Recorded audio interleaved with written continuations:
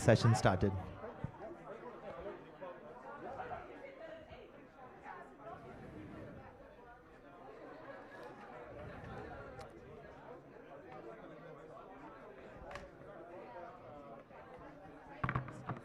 Please just take the conversation outside. We have to get the next.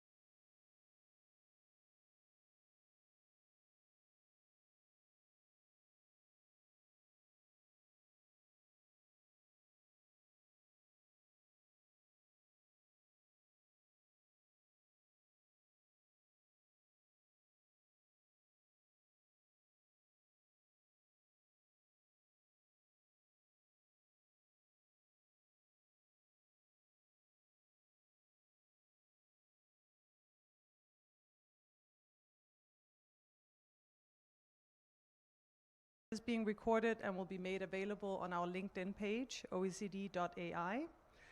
Today's discussion also builds on the work of the India AI Impact Summit Working Group on Economic Growth and Social Good, which was co-chaired by India, the Netherlands, and Indonesia, as you'll see reflected on the panel.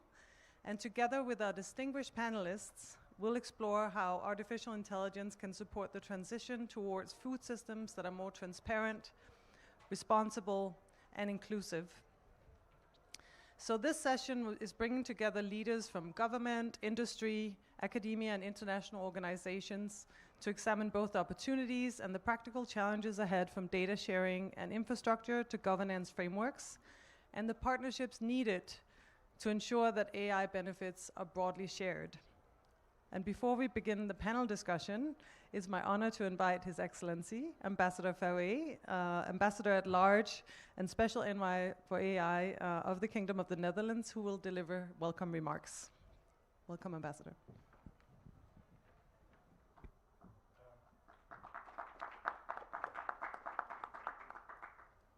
Thank you, Sarah. Is this working? Yeah.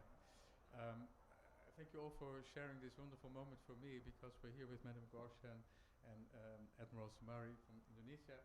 Together we formed the chair and co-chairs of the 6th working group on economic growth and social good in preparation for the summit. And I just wanted to say how much I was impressed with you, Madam Gorshan, how you managed the working group and how the outcomes were drafted and delivered, especially also delivered in the plenary. It's not up to me, but I say well done. Really great. But thank you very much. It was really a wonderful journey with you. So, ladies and gentlemen, the use of digitalization and artificial intelligence in agriculture is developing rapidly. It offers enormous opportunities to increase the productivity and sustainability of local food production, improve nature conservation, and to foster climate resilience in an inclusive and sustainable way. It also contributes to the autonomy and stability of countries. For the Netherlands, strengthening global food security is a strategic priority. Reliable, sustainable, and affordable food systems are essential for societal stability, economic development, and particularly in vulnerable regions.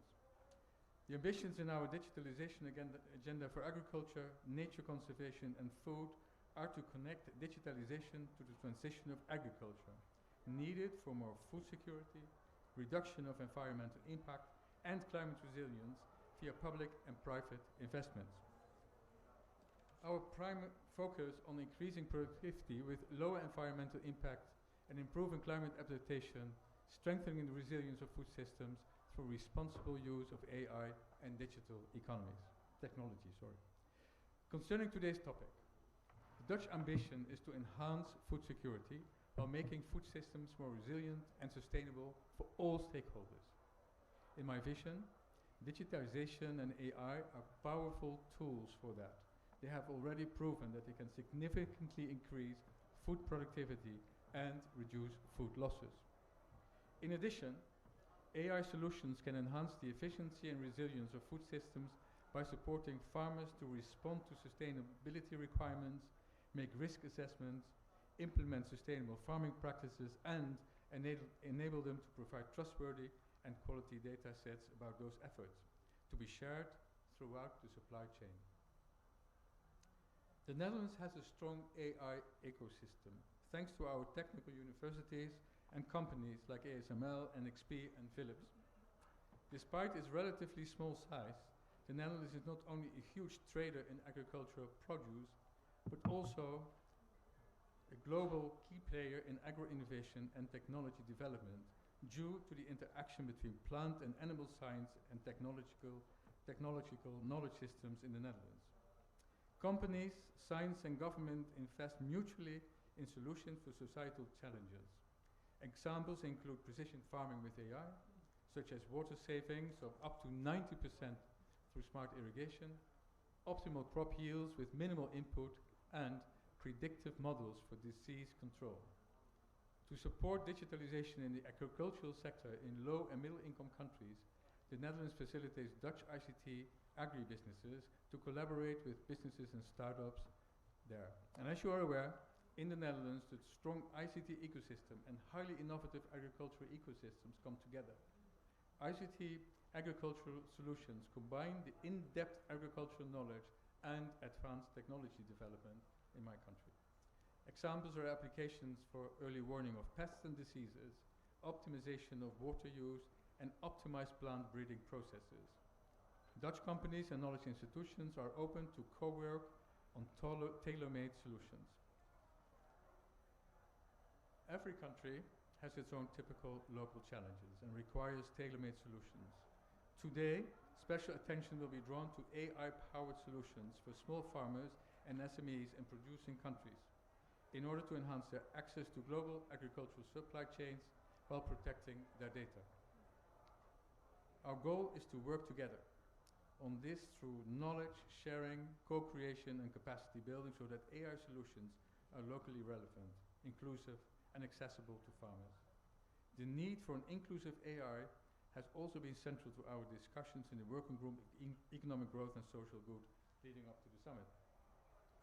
It fits well the summit motto, people, planet and progress.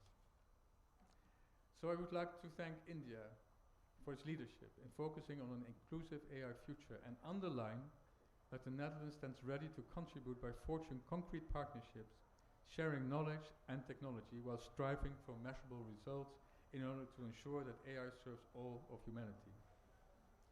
And I recall the Honourable Prime Minister's speech in plenary, to which he alluded as well. So ladies and gentlemen, we are honored to organize this important event together with the OECD, the go-to organization when it comes to AI governance, and to discuss the opportunities for international knowledge sharing and cooperation with FAO, the Wageningen University in the Netherlands, and the distinguished co-chairs of the Working Group on Economic Growth and Social Good, India and Indonesia. We warmly thank India for hosting this summit and look forward to continuing and strengthening our cooperation in the field of AI and agriculture, both bilaterally and within the global partnership on AI. We also thank our co-chair Indonesia for continued cooperation, and we would like to highlight our appreciation and firm support of Indonesia's ambition to join the OECD and its commitment to global standards and evidence-based policymaking. International knowledge sharing and cooperation is needed to accelerate the development and application of new technologies. With the help of trustworthy AI, having AI and agricultural ecosystems on the agenda in this important AI summit is extremely valuable and a step forward in order to make a positive impact for all stakeholders. I wish you a fruitful meeting and look forward to our conclusions, and thank you for this opportunity to address you. So the floor is now Sarah. Thank you, Ambassador. And on behalf of the OECD, I just want to thank once again the Netherlands for the leadership in convening this timely discussion. And as was just reflected in the Ambassador's remarks, the Netherlands is obviously a pioneer in advancing food and agriculture innovation. And we are so delighted to have them as co-chair as well of the OECD FAO Advisory Group on Responsible Agricultural Supply Chains.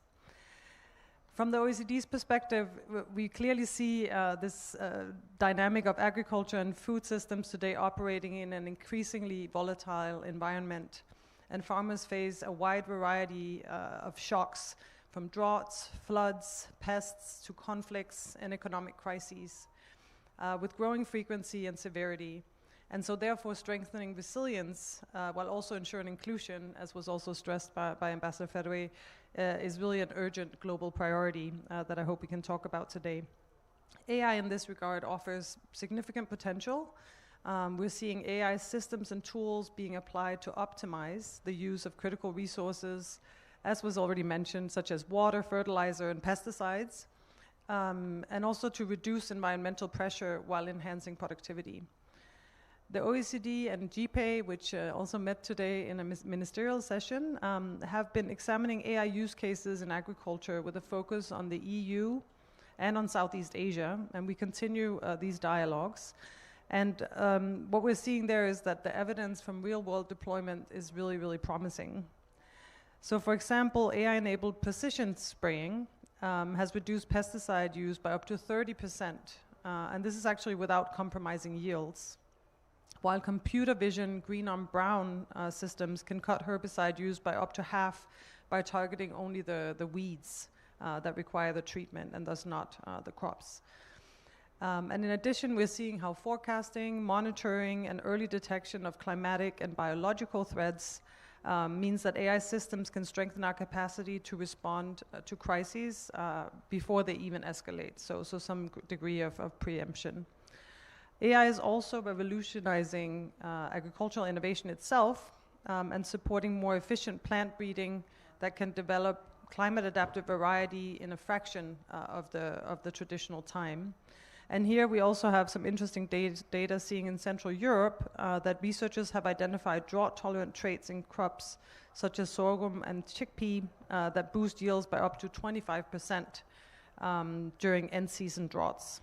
And in Asia, meanwhile, we're also seeing global AI hybrid rice platform demonstrating how AI can shorten breeding cycles by predicting optimal parent combinations and enhancing resilience in one of the world's most vital staple crops. Beyond the farm gate, AI is also reinforcing the resilience of our entire food supply chains. And AI-enabled traceability, market transparency, and smart logistics can reduce losses, improve compliance, and strengthen food safety systems. Evidence from these digital traceability initiatives across the OECD members demonstrates a growing maturity of exactly these systems, so something really to look out for. But technology alone, as we know, does not ensure impact. And so adoption is where we're really looking now, and that remains quite uneven still. And this is obviously why we're all here in Delhi. So while we're seeing in Australia that 96% of farmers are using digital tools, the same number for Chile is just 12%. And this is highlighting a digital divide that could deepen existing inequalities if we don't look to address it. There's also important challenges in the use of AI, and this goes back to sort of the core work of the OECD, looking not just at the benefits, but also the challenges associated with AI. Farmers and regulators need transparency in how AI systems make their decisions, but at the same time, fragmented data governance frameworks introduce complexity to the use of AI tools that support the trade, traceability, and resilient food supply chains across the border. And this highlights the need for greater interoperability, which is also a theme at this summit. So structural barriers, including high costs, limited digital skills, and lack of trust are some of the things that continue to slow the uptake of AI. So bridging these gaps, which should be a priority for all of us, requires investment in connectivity and other digital infrastructure, in skills and affordable solutions, so smallholders, women, farmers in remote areas who play a critical role in enhancing global food security, they're able to also benefit from AI's potential. And farmers must be able that their data is collected, shared, and used responsibly. So in this area, the OECD is working to help countries put in place policies that promote these objectives through an AI policy toolkit. And this toolkit will provide practical, context-specific guidance to countries. The toolkit builds on our policy navigator. If you haven't already visited it, it's on osd.ai. And it so far covers more than 2,000 policies across 80 jurisdictions. So this is where you can find examples of national AI strategies, but also in specific sectors. And we continue to update this, and for anyone in this room representing a country not represented, we encourage you to visit and to also contribute your policies. We're also advancing work on digital governance in agriculture. This is within GPay that I mentioned earlier, a priority there, where we examine governance models across countries and their applications for responsible digital transformation more broadly. We also see strong complementarities with the Global AI Impact Commons, which is a key deliverable of this summit, and which shares concrete use cases of AI with known impact and scaling potential. So for the OECD, advancing trustworthy AI consistent with our OECD AI principles requires a strong enabling ecosystem alongside technological progress. And what we're seeing is that if we succeed, we're really in a position to raise productivity, sustainably and also strengthen resilience in agricultural supply chains, including by ensuring that the benefits of innovation are widely shared and existing divides are not deepened in the process. So I really look forward to this panel's insights to help us take this conversation forward, looking at practical pathways to achieve this vision. And with this, it's my pleasure to introduce our esteemed panel. Many have traveled far to be here. So first, I would like to introduce Professor Arvind Sumari, who's an Indonesian Air Force officer and professor at the State Polytechnic of Malang. Welcome. And also we have with us, next to Professor Sumari, we have Mr. Dejan Jakovljevic. He's Chief Information Officer and Director of Digital FAO and Agroinformatics Division at FAO of the United Nations, based in Rome. We also have with us today the pleasure of having Debjani Ghosh, Ms. Debjani Ghosh, Distinguished Fellow and Chief Architect of NITI Frontier Tech Hub. And finally, it's my pleasure to introduce Dr. Aaron Pratihast, Senior Researcher at Wageningen University Environmental Research.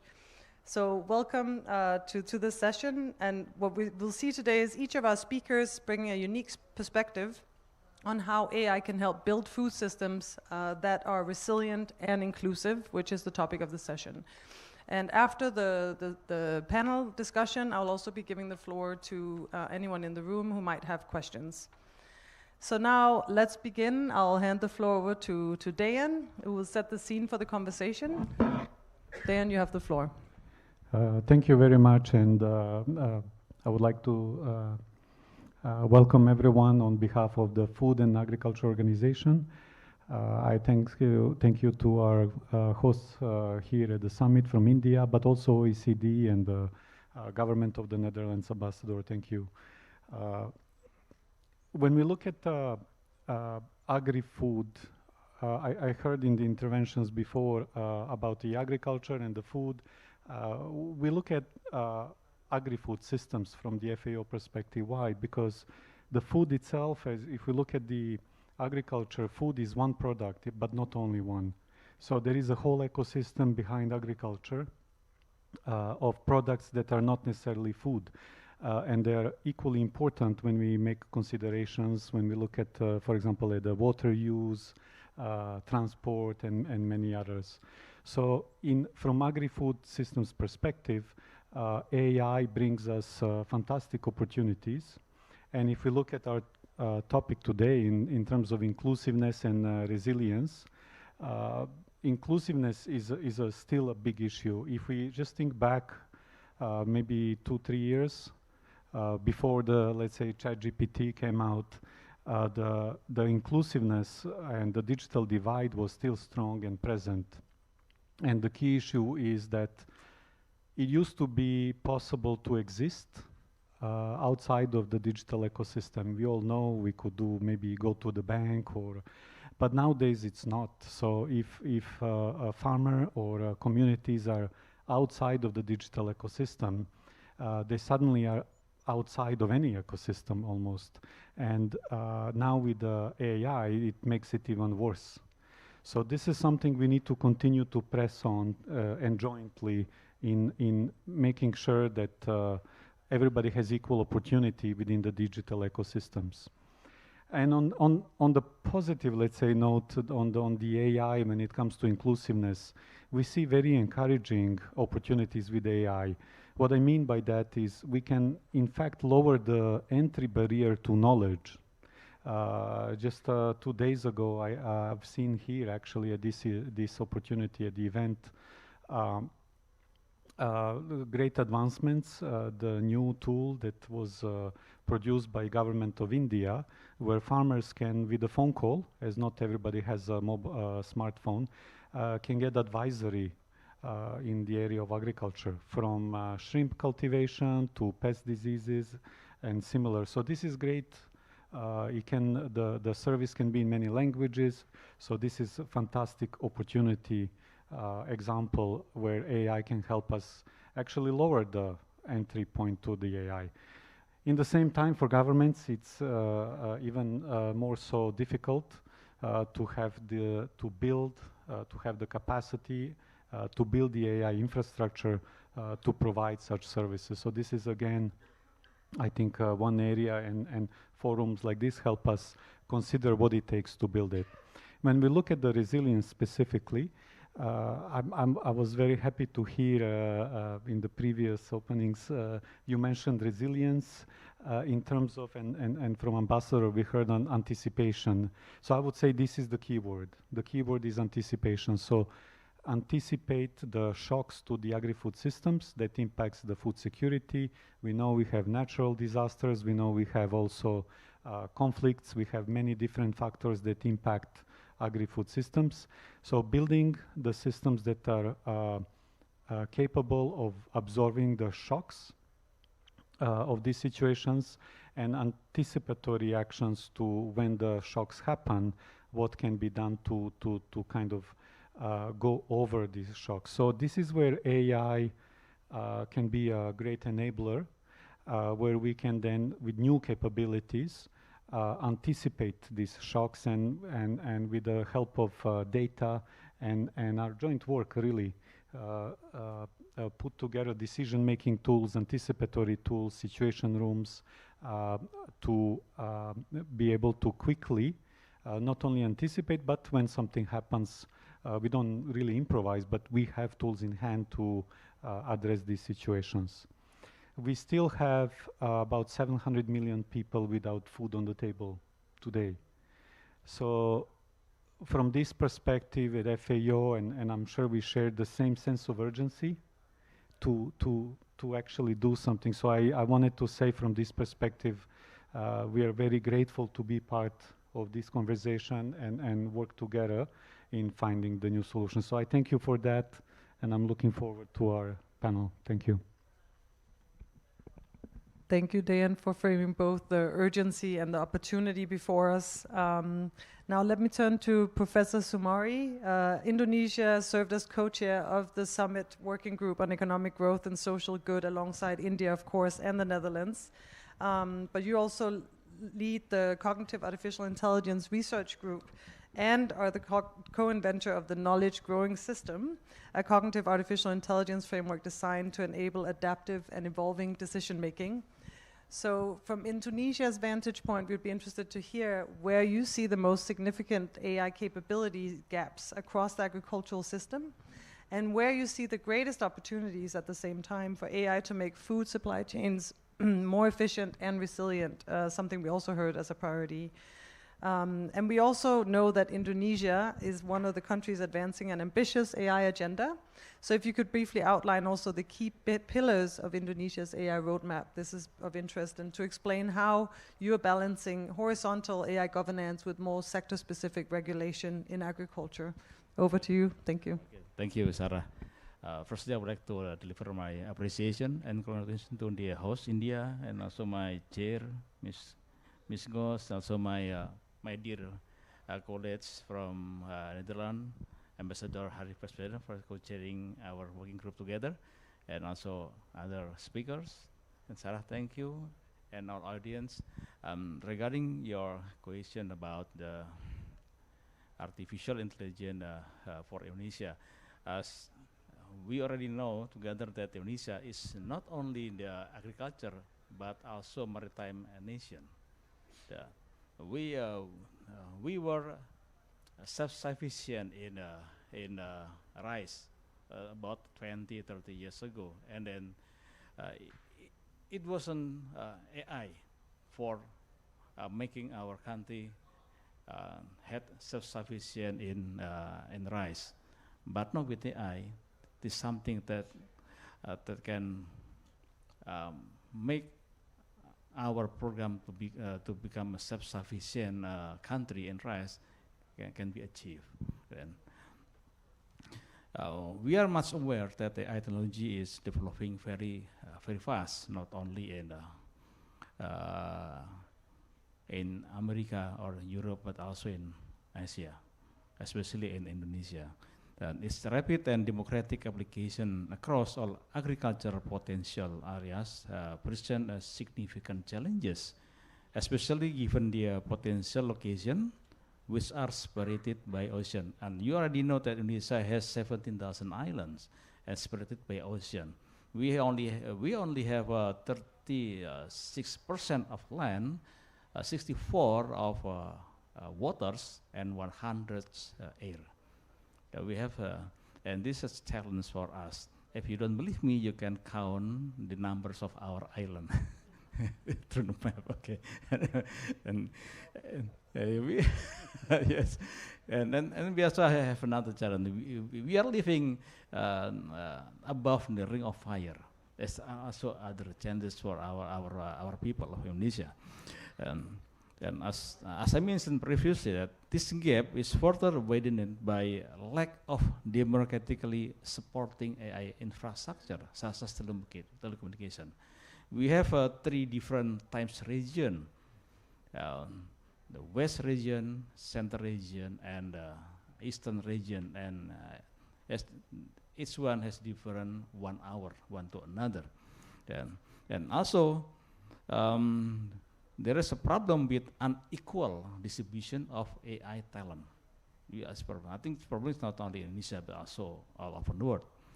In terms of the biggest opportunities for utilizing AI in the food supply chain, especially in agriculture country like Indonesia, we have some efforts to do, such as we can use AI for prediction of soil condition and nutrition before opening new land for agriculture. Our president has a program to open almost 1 million hectares of new rice fields, 1,000 hectares in some big island of Indonesia, in order to get the self-sufficiency in the next 5 years. Yeah. And then we also use the AI for prediction of the most appropriate food crops given the soil condition and nutrition of existing agricultural land. We have 7,000 islands, and each island has different soil condition, different soil nutrition, and you can use AI to predict what kind of nutrition, what kind of vitamin that belong to that soil. So we can predict the proper crops, the proper plant that have to be planted that we see planting in that area. And the second one about optimizing the most optimal fertilizer content to produce the best harvest result, as well as optimizing the volume of water required according to the type of fertilizer given. Some of my students, they did some experiment how to predict the percentage of fertilizer combined together to get the most optimum production of any kind of crops, even it is corn, rice, or sweet potato, something like that. And then we also can use AI for intelligent farming. We don't say smart farming. Smart is not really intelligent. Intelligent is different. There is something that there is knowledge that has to be grown in the system. So it's as intelligent farming, just like a human, they grow their knowledge within their brain. By optimizing the seed planting in the land so that plants can grow and develop healthily to produce the best products, to optimization of the harvest process until delivery to logistic warehouses. So it's just like end-to-end mechanism. And then we also can predict the weather dynamics, just as Sarah said about the flood and something like that. So we can predict the weather dynamics to obtain the right condition for planting seed and reducing the level of crop failures. The crop failures that often happens if the farmer they fail to predict what kind of pest, what kind of what the type of the soil and everything. And then the last one, optimizing the logistic transportation routes to reduce the operational and other unnecessary costs. You can count how much operational cost to deliver um, the crops production from one island to another island in Indonesia. The price in the eastern area can be double or triple times in eastern area. So if we buy rice in eastern area only $1, it can be $5-6 in eastern area. So that's why we need AI to optimize the transportation and logistic transportation routes, whether it is from water, from the ocean or sea, and also from the air. Regarding the policy and regulation, you asked about the AI roadmap, right? The AI roadmap, and then the about the how to balancing the horizontal AI governments with sector specific agriculture, right? Yeah, we are proud. Indonesia is proud to be a leader in our region, exploring how AI policy and regulation can be powerful tools for promoting trustworthy AI, especially in critical verticals like the agricultural sector. Agriculture is very important to Indonesia because most of the people of Indonesia, they are farmers, not only in Java Island but also in other big islands in Indonesia.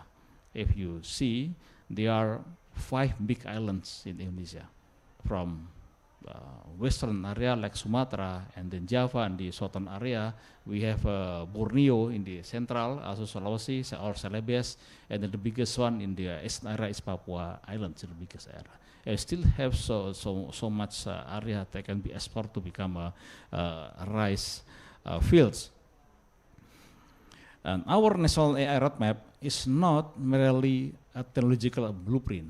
It is a strategic framework designed to create an ecosystem that harnesses AI for inclusive and resilient system, including food system. So there are 2 keywords in here: inclusive and resilient. Inclusive means it must be transparent.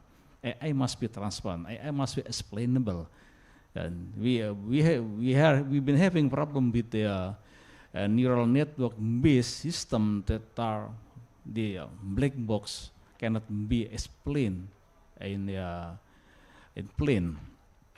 And then the second one is resilient. This is very important for agriculture based nation. So the implementation of AI needs a strong and sustainable national ecosystem, like my dear colleagues, Ambassador first mentioned about ecosystem. The AI cannot be implemented, cannot be applied without a strong and sustainable ecosystem that collaborate all stakeholders, not only government, but also business, industries, communities, media, and also academia. So we have a concept of helix. Maybe you ever heard about quad helix, 5 helix, 6 helix. That's very important. So when we are developing the AI national roadmap in the government, in this case, is Ministry of Digital and Information Communication and Digital Affairs, is open a voluntary contribution from all stakeholders, not only the government, but also from industry, academia, media, and communities. So our roadmap has 7 pillars that include AI regulation, AI ethics, that's important. The third one is investment, like this was mentioned before about financing. When I was attending the US forum in AI export, they mentioned about financing. Financing is very important. Without that, there is no AI ecosystem. Financing and investment, yes. And then the fourth about AI infrastructure data, the fifth one AI research innovation, and then the next one AI talent development. The last one is AI use case. So because we embrace all stakeholders, so we assure there is no one left behind. Thank you. Thank you very much, Professor, and we can come back to those in more detail later, perhaps in the Q&A, but I really want to thank you for sharing the promising use cases from Indonesia. Very instructive, I think, for this discussion. And now I would like to turn over, you talked about the Helix and how we work together to have the industry perspective from Ms. Ghosh. India, as we mentioned, also co-chairs the Summit Working Group. And so I'd be interested to hear now that we're seeing AI as quickly becoming foundational to agricultural productivity and food security. But the big question now is whether, as we mentioned, it will deepen inequalities or indeed democratize the opportunity. So from your vantage point, Ms. Ghosh, what practical steps are needed to broaden access to AI capabilities so that emerging economies and smallholder farmers can also benefit and fully participate? And as adoption accelerates, hopefully broadly, how should public-private partnerships evolve to scale responsible AI deployment and prevent the AI divide? Thank you. It's a very long question. I'll try and keep my answer very short. But before I do that, I have to acknowledge the presence of, yeah, okay. But before I do that, I have to acknowledge the presence of, I think, one of the biggest experts in this field of agriculture in this room, Professor Ramesh Chand, who's also a very esteemed member of Niti Aayog. And I requested him not to come for the session. And I said, I'm going to be too expert if you say, too nervous if you're going to be sitting right in front of me. But yeah, let's see if we live up to his expectations or not. You know, the biggest problem with AI today is that we throw AI at every problem that exists. And we expect that something will happen out of it, right? And as a result, we generalize the technology a bit too much. See, the thing with AI is, if you really want to unlock the technology, you have to know what exactly are you solving for, what problems, and then you have to go deep. Because there are so much that has to come together for AI to work. For example, is the data in place? How good is the quality? Is the ecosystem in place? So capabilities in place. So AI requires investments. And AI is a pretty deep investment overall, right? So it's very important to understand what problems do you want to solve with AI. And I think that's one of the biggest issues today because we are not taking the time to think through it. We keep saying AI as the magical word for everything, right? So now let's look at the food system. And I hope I'm correct, Professor Chand. I've learned this a bit from you also. But I think the biggest issue today is while the world is producing enough food to feed, I think, 8 billion people, but there are still millions and millions who are hungry. So there's a paradox. And I think when you start breaking it down further to understand the exact problems as to why this exists, distribution, the entire access to food, do you have access to food? So there's surplus and there's deficiency, and then you don't have a bridge to ensure that there's distribution happening at real time that is needed. And what this results in is tremendous amount of food shortage. Food wastage, right? And some of the culprits, when we think of it, of course, geopolitical, so wars are a big culprit, conflicts are a big culprit, but climate is another big culprit, right? So this is how you sort of, at least how because I look at everything from a tech lens, I'm by no means an expert in the domain, but when I look at it from a technology lens and I say, how do I best apply the technology to this problem? This is the domain that we have to play with. So now when you look at it, if I have to say, where do I want to go deep? The problem to solve for, at least when I look at all of this, is the biggest problem to solve for in the food supply chain, according to me right now, just purely looking at it from a tech lens, is the wastage. How do I bring down food wastage? What role can AI play to bring down food wastage? So then you start looking at logistics, you start looking at supply, the cold chains that exist globally or not. You start looking at trade, you start looking at geopolitical agreements, because all of that will come into mind, right? Now, in terms of industry coming together to solve for AI, again, if you want the best out of industry, you have to ensure that there is alignment on the problem statement you'll want to solve. Otherwise, everyone will come and everyone will do the same pilot everywhere. That's what's happening today. When you look at AI executions around India and around the world, and because of the AI commons that we have built, every country is trying out the same thing, farmer advisory, right? Every country is trying it out, but why is it not scaling? Why are we not solving for other problems? So again, it's very important to identify what is the problem statement.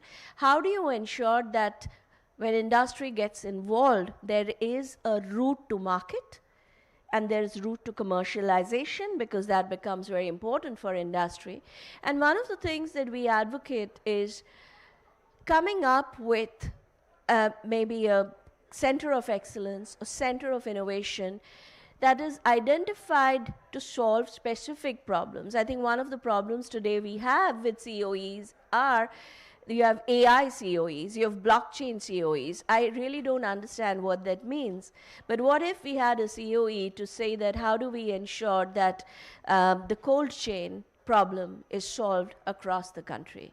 How do we have a COE that ensures that climate resilient crops in XYZ areas can be grown, right? And then bringing the industry together to say that how do we collaborate to create, I think gives you the right kind of outcomes.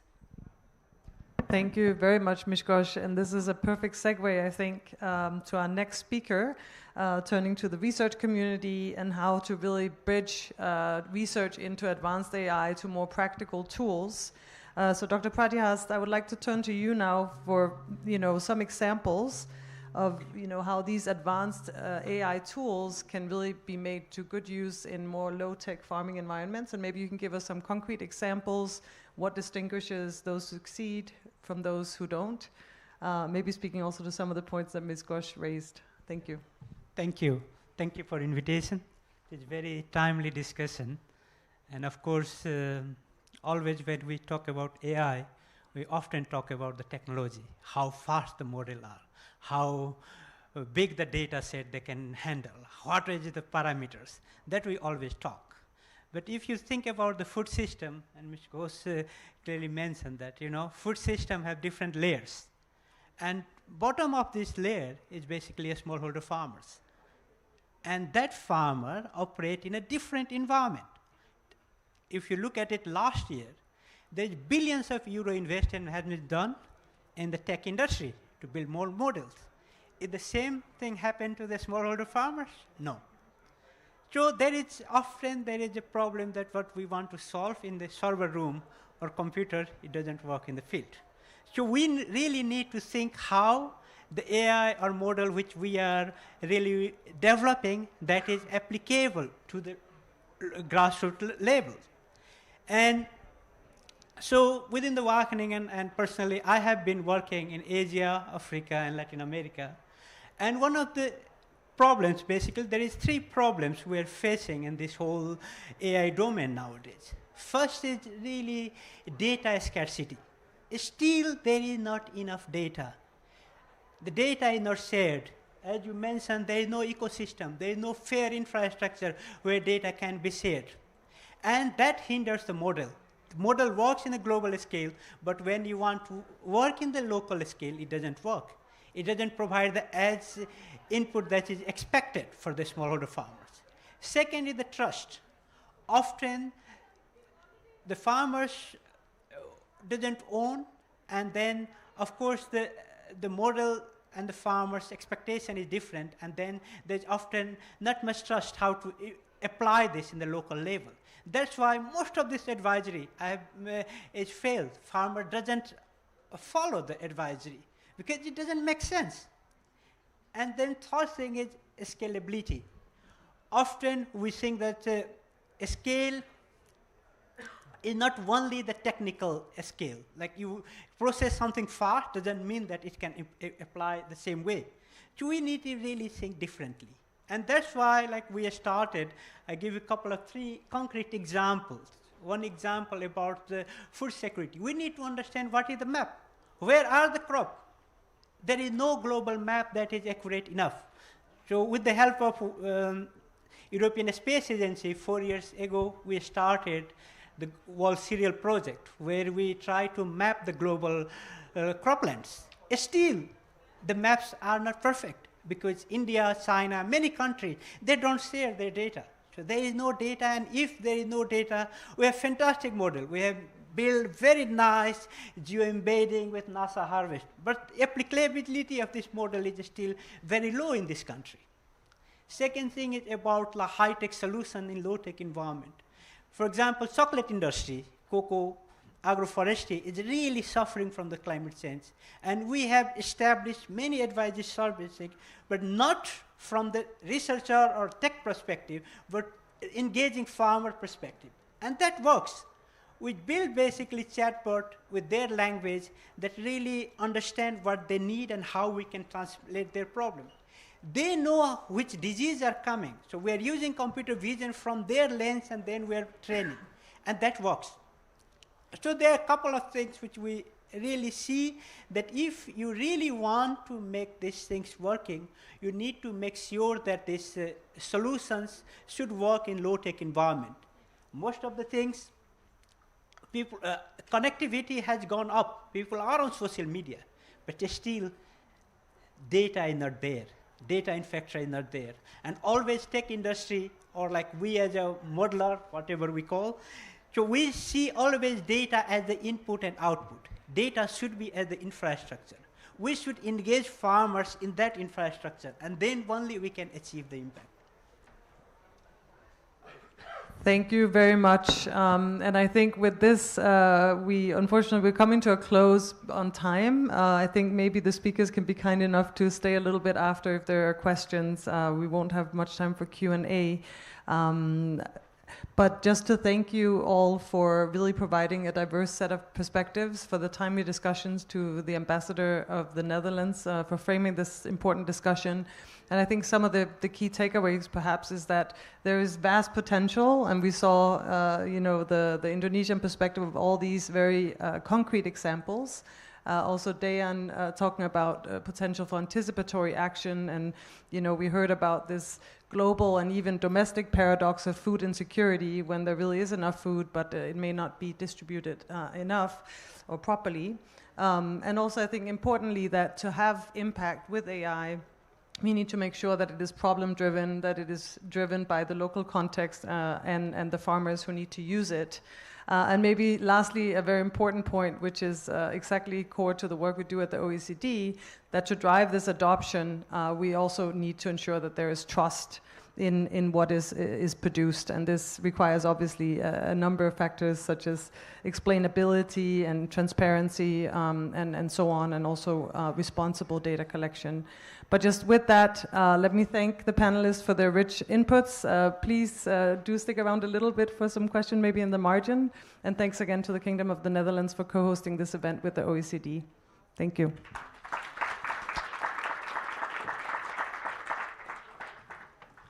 Thank you, everyone.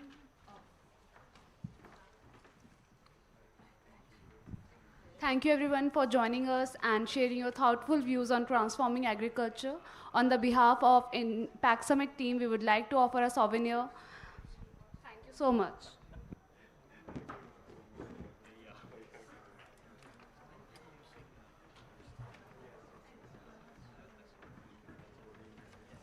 How do I send you the picture? Yes. We are going to have a picture. Oh, thank you so much. I'll email it to you.